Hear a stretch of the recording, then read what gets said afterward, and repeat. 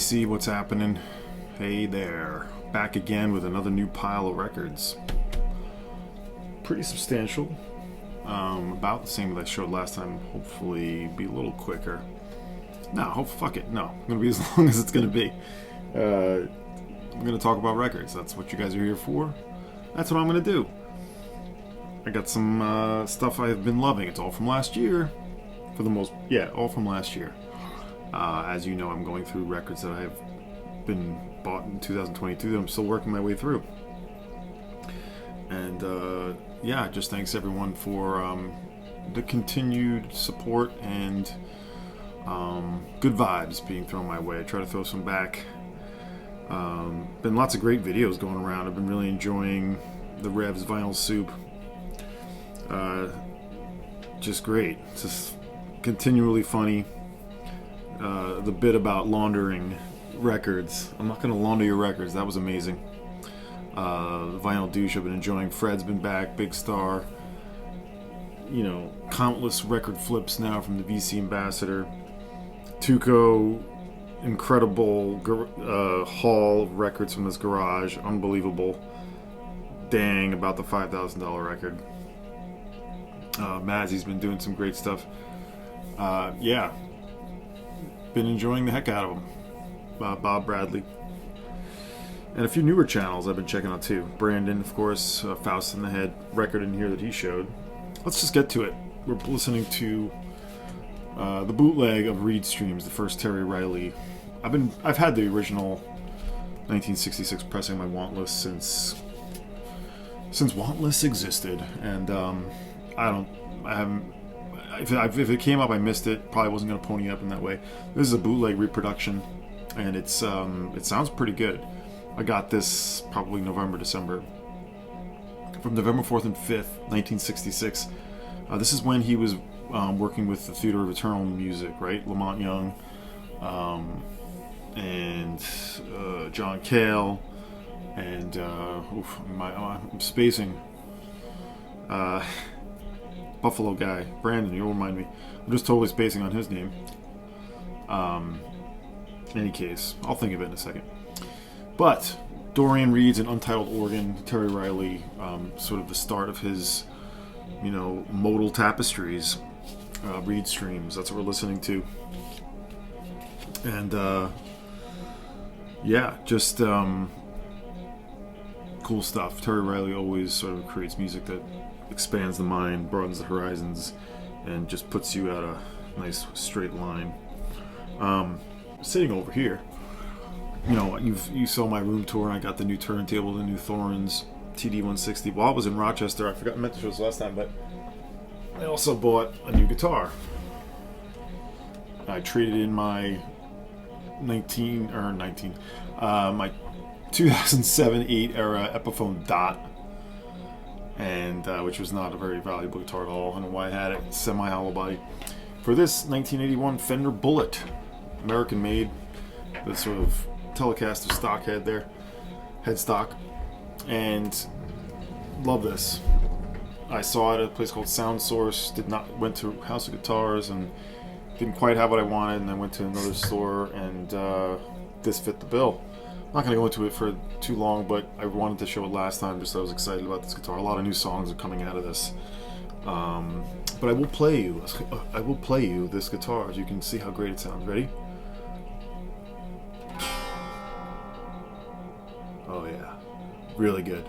But yeah, this is originally a student guitar, student body, but sort of fallen into favor recently. Sort of were on guitars that people missed just because they were continually looking for, you know, Strats, Jazzmaster, Jaguars, and these guitars, 1981, this one, flew under the radar for a bit, but sort of going up in price now.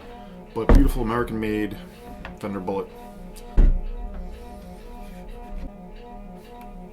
There it is. The Fender Bullet, Terry Riley Reid Streams. Okay, I've been telling you I've been playing my Miles Davis records, and I played Big Fun again. This might be one of my favorite Miles Davis records, particularly from the 70s era. Just so beautiful. I mean, this is definitely more of the beautiful sound. You have all kinds of heavy hitters on this. Amazing artwork too. This one gets more spiritual, more spacious, more cosmic, which I'm always into. Benny Maupin really sounding incredible on this. Ron Carter, of course. The use of the tambura and the electric sitar by Khalil Balakrishna. John McLaughlin's all over this. Yeah, double LP, 4 tracks. Stunner, Big Fun. This is from 1974 or 5, I think it is. I was talking to a few of you out there about repeated plays of this Louis Pérez record that I won in the Carolina Soul Auction early December. And an Ombligo de la Luna. This is the original pressing that was put out by the Mexican Cultural Foundation, or ISSSTE. My Spanish is not very good. As Chris Cole put it, this is like Pink Floyd doing, it's like the Mexican Pink Floyd, I guess he called it. But Louis Pérez was in an early prog group and made this record in 1981. Beautiful artwork with this original insert. I've just really been giving this one heavy plays. A lot of, I don't know if it's field recordings, but a lot of like sounds of nature mixed in with sort of synthesizer. And again, lately music that has space and sort of patience, I'm just really sort of falling in with in a way. Just, you know, it's just feeling right now. And this record is, it's sort of psychedelic in its own way. And just an incredible image there. 1981 Louis Pérez. I know Stunt Rock Confusion has brought up sort of the side projects of Bruce Gilbert and Graham Lewis, also known as Dome, but they also have done a bunch of other records, and I have all the Dome records, so where possible I've tried to fill in some of the other ones, and I got this recently. One of the early 4ADs is Bruce Gilbert, Graham Lewis, or 3R4, a sort of more industrial record, more than sort of a synth record, I guess. I like the Dome stuff better, but this one occupies a cool space.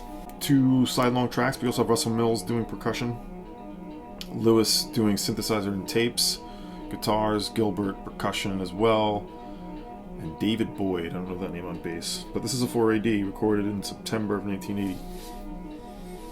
English, of course.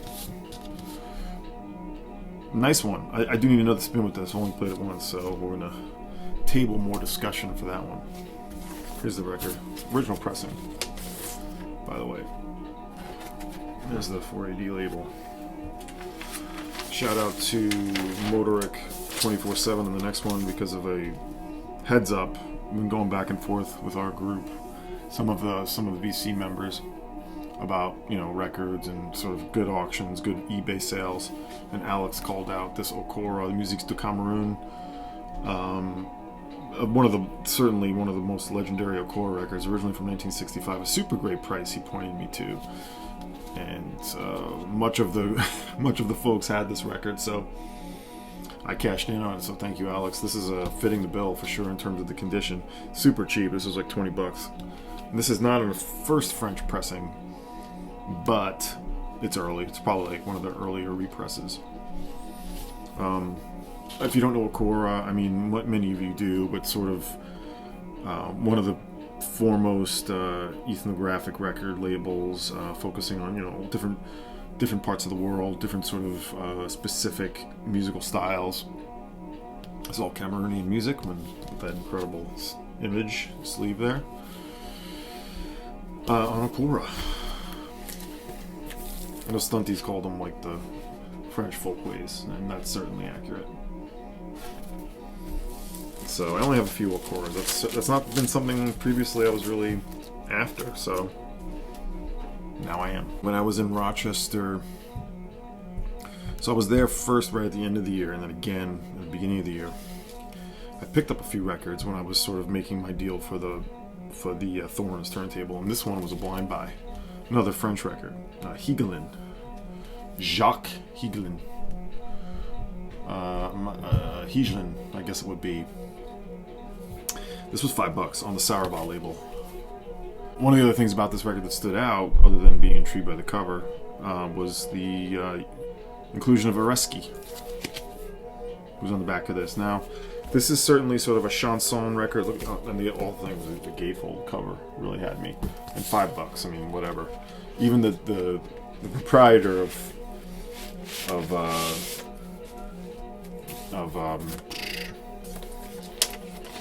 Hi-Fi Lounge was like, "What's this record?" Was like, almost as if like, "Why did I price this for $5?" But it's not an expensive record. But I mean, for $5, you don't see it in the U.S. for that low.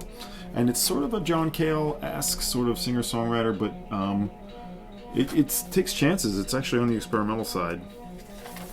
Again, this is another one I've only spun once. Really loved where this went, though. I was super happy for $5. I'm curious if anyone else has played this record or knows this record, but yeah, sort of progressive, sort of in the spirit, a little bit of a Robert Wyatt sort of approach to songwriting. Also on here, Jim Cuomo, another one Stunties featured, James Cuomo, American who sort of made a name for himself in France, doing his own brand of psychedelia. It was in part of the Spoils of War. He's on this. Jean-Louis Lefebvre, Jean Collier, let's see some other names. But Higelin is doing all the vocals, banjo, some guitar. So yeah, it's a pretty cool French singer-songwriter record, essentially. Higelin. It's called Grapefruit.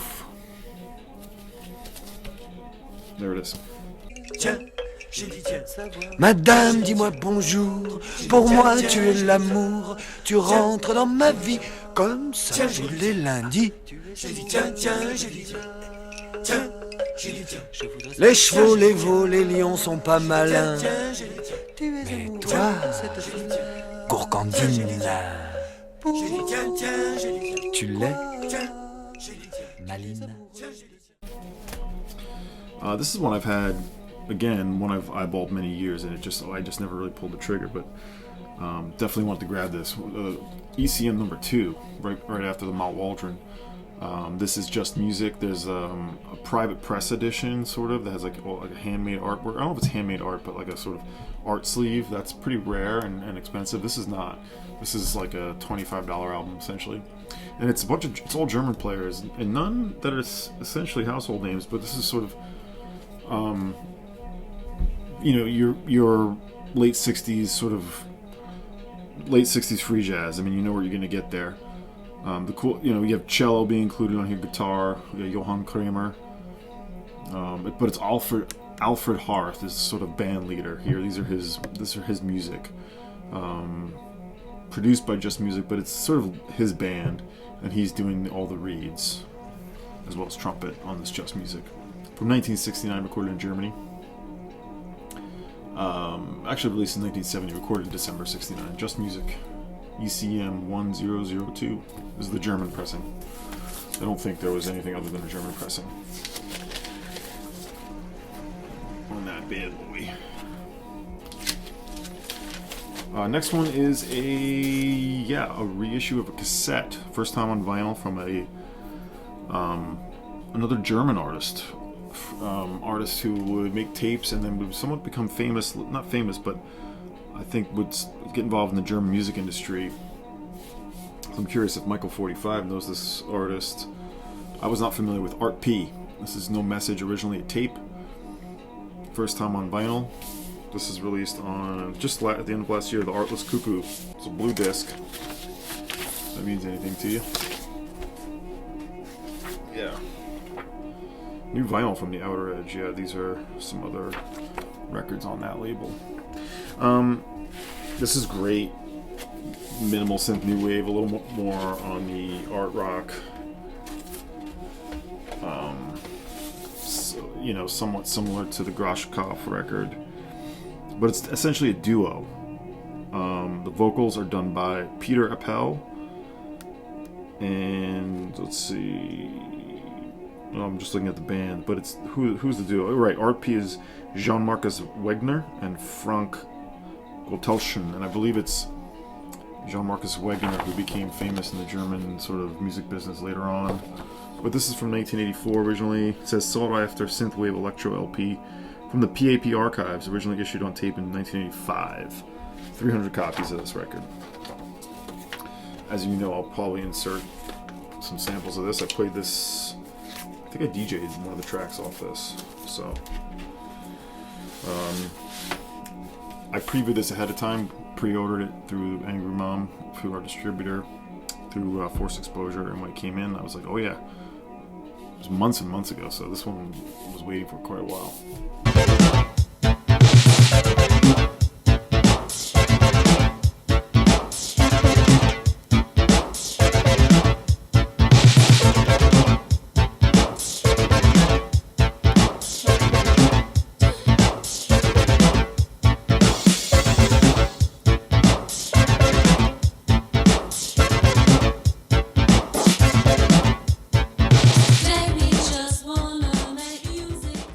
Another Roy Montgomery record. This one is called Camera Melancholia.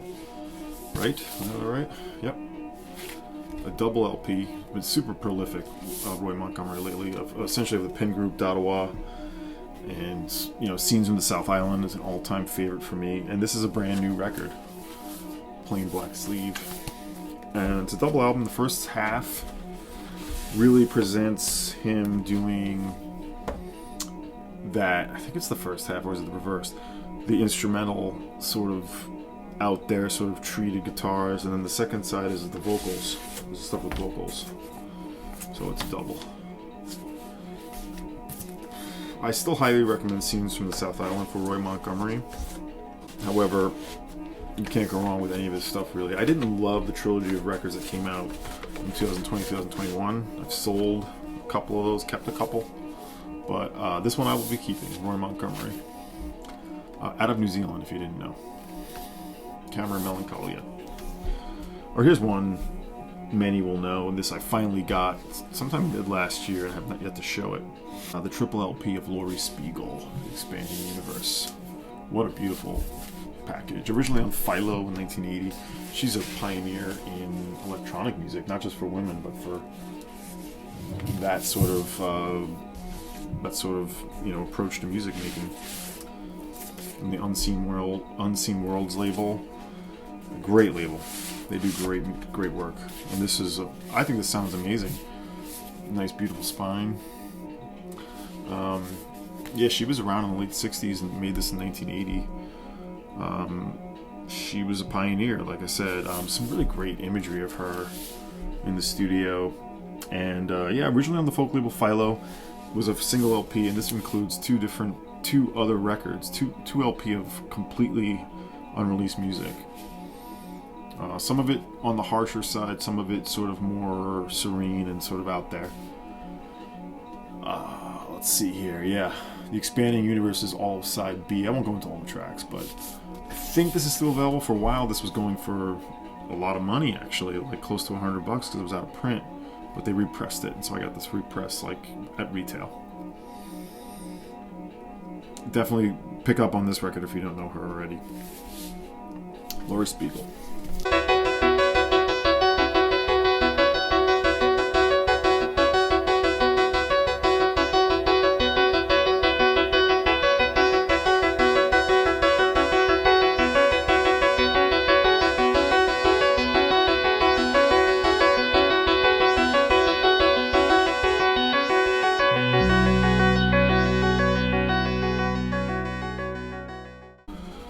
Here's one I made reference to before when talking about Flying Saucer Attack and Movie Tone. This is another band out of the Bristol scene called Crescent. Now, this is an interesting story because I bought a collection in 2021. That was a lot of interesting indie stuff and punk, 80s punk. And what was interesting is it came with the record only for this record, which is called Collected Songs. It's from 1997. On the Swarfinger label, a UK release. Did not have the sleeve. So in my want list, I put this record, hoping to find the sleeve. And yeah, I found a seller in December, I think this was December, November, who had this for $20, and it was like the record in not so nice shape and the sleeve in this shape. So I went for it because it sells for more and because I really like it. And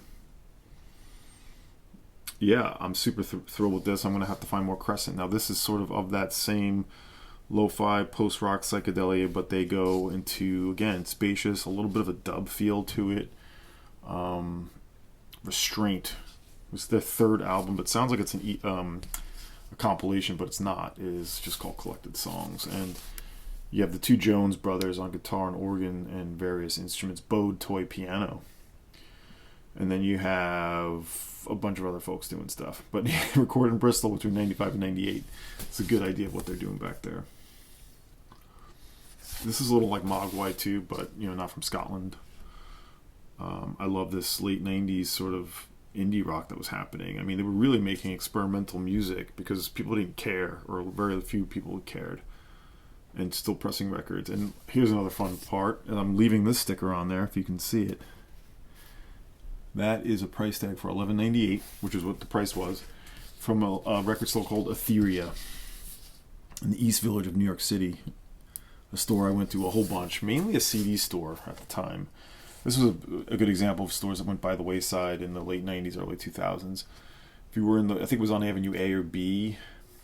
I think it was Avenue B, but a cool little curated shop. I forget the owner's name, but he was a super sweet dude, and you used to go there and find like all your different sort of like Tortoise offshoots, like IDM, sort of indie bands like Mice Parade and things like that.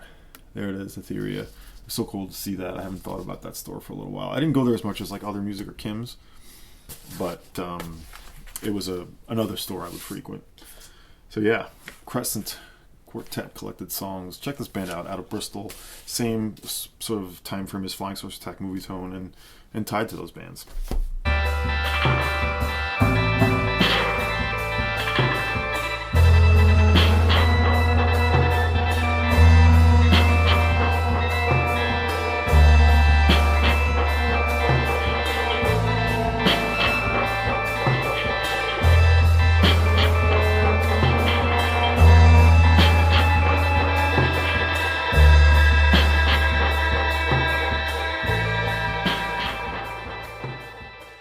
So that was the Terry Riley. We heard Untitled Organ. There's a reproduction of the original label. We didn't hear this side, but that's Dorian Reed's. What we're hearing right now, we have a record also from around that same time frame. 1998. This is Brokeback, an offshoot of Tortoise. Just talking about Tortoise. Field recordings from the Cook County Water Table, the first album. This is Doug McComb's project, a member of Tortoise, and obviously one of the many offshoots. But this is a really cool record because it really brings together all kinds of names that at the time were not so well known and some are now. John McIntyre producing, who was a multi-instrumentalist, also with Tortoise. Partially recorded at Electrical Audio with Mr. Albini. Looking at the inner sleeve here. But on this, you have Mary Henson, the vocalist and guitarist of Stereolab, who would pass away in that tragic bike accident. She does some work on this. You have Noel Cuppersmith, who was in the Chicago Underground Quartet. Rob Mazurek, another member of that band, and other associated Chicago bands. McComb is playing all kinds of things, like the bass, all kinds of instruments, including the bass six, which I'm a fan of. And also on the first track, you have Josh Abrams, a younger Josh Abrams, who would be part of the Natural Information Society. But this is a fantastic record. This is the kind of stuff that, wasn't really being given enough attention at the time. And now people are looking for. On Thrill Jockey, 1998. Yes, this sort of like post-rock ambient, but with, field recordings. So yeah, great personnel, like I was telling you. There's even whistling on here. But it is a lot of McIntyre and McCombs here, so if you're a Tortoise fan, you should definitely record out. So we're going to hear side one of this. I was telling you at the end of the year about I was super stoked to get a record by Scientist versus Space Invaders, and I'd said I wanted to find the other ones in that same series. Well, wouldn't you know it, just at the end of December, I found a seller who had 4 of them, and it was the same seller who had that Crescent record I showed. So I think this is almost all of them. And they're all reissues. Some of them first reissues, others not so much, but they all sound great. They're all graded like VG, but they're better than that. It's kind of like a DJ was grading them. Or just, they were like giving DJ grades, but they're way better than VG, and they play great. But they're all Greensleeves. And so we have Scientist Encounters Pac-Man. These are all early 80s, so... And they're all pretty similar. This one has a great sort of little comic story on the back that kind of cracked me up. Excellent, super minimal dub, but trippy as heck. Making a mess. Scientist vs. Prince Jammy.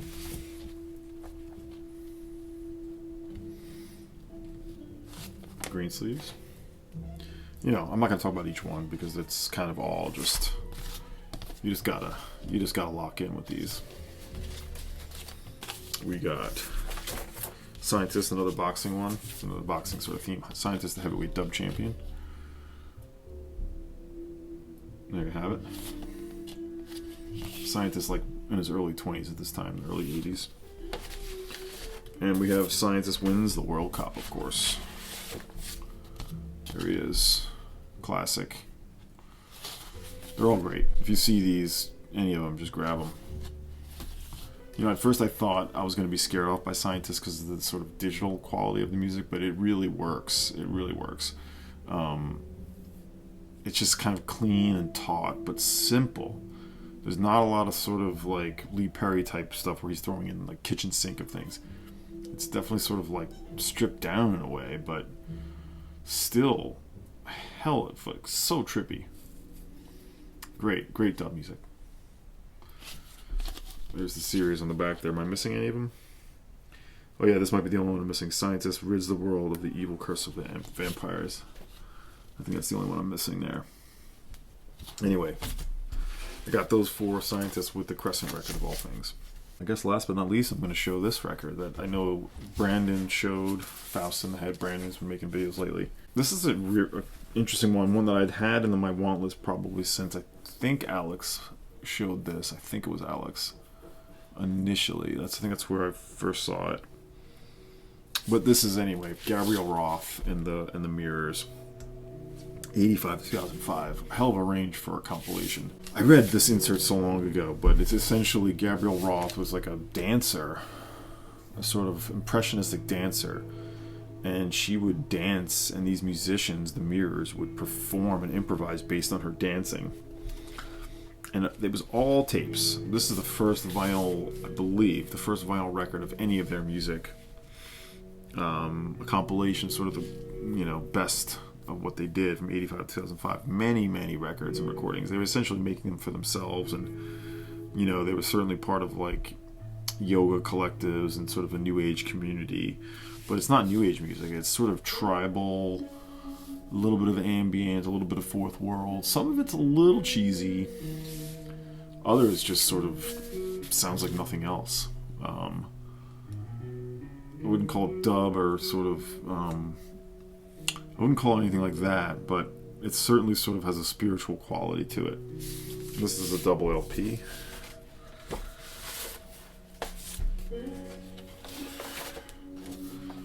There they are. I think, let's see, yeah. Robert and Scott Ansel were the key collaborators with Gabrielle Roth. There they are down there. There she is. There they are. So yeah, this insert sort of gives you the whole spiel. I guess this music was definitely like well recorded because of Scott. I think, let's see, Robert. Yeah, Scott was Robert's son. He was like a recording engineer, so they were recording this stuff professionally. So yeah, they were sort of making free jazz in a way, and then they started to play more sort of spirited and more sort of loose and less sort of technical when they were improvising with Gabrielle Roth dancing. So what a great cover. And this is out of print. It's on the Time Capsule label. I'm not familiar with. Released in 2020. You can find it. It finally came down for the price I wanted, which was under $30, so I went for it. Yeah, this is one of the ones that kept popping up abroad. And it's a reissue, or it's a compilation of archival, you know, it's not a reissue per se, but a compilation. And so it finally turned up. Sample.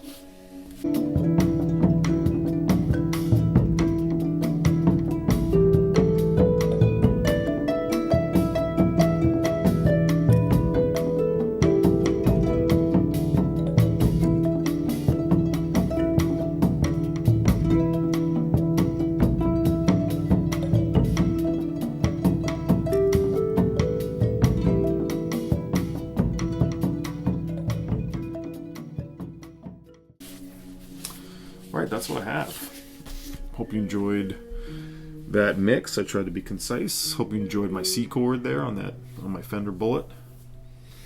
I've also been, I'll just show this real quick. I've also been spinning this CD box set of comedy legends Sharpling and Worcester that the Numero group did, formerly of the Best Show on WFMU. Still going. And this is all comedy on 15 CDs by Sharpling and Worcester. I'm just showing this because it's sitting here. Huge book. I won't get into this too much. If you know about this, you know. Anyway, that was Brokeback. That's finishing up there. Stay tuned for some artist features. Finally going to get to a couple, and a few others that don't include me just showing new records. Hit me up. More to come. More stuff to come. Yeah, more radio shows. You can see all the I'll put the link to my Linktree where you can find the radio show. So everyone out there in the VC, you be well, be kind, be good. Yeah, just hope everyone's doing good. So see ya.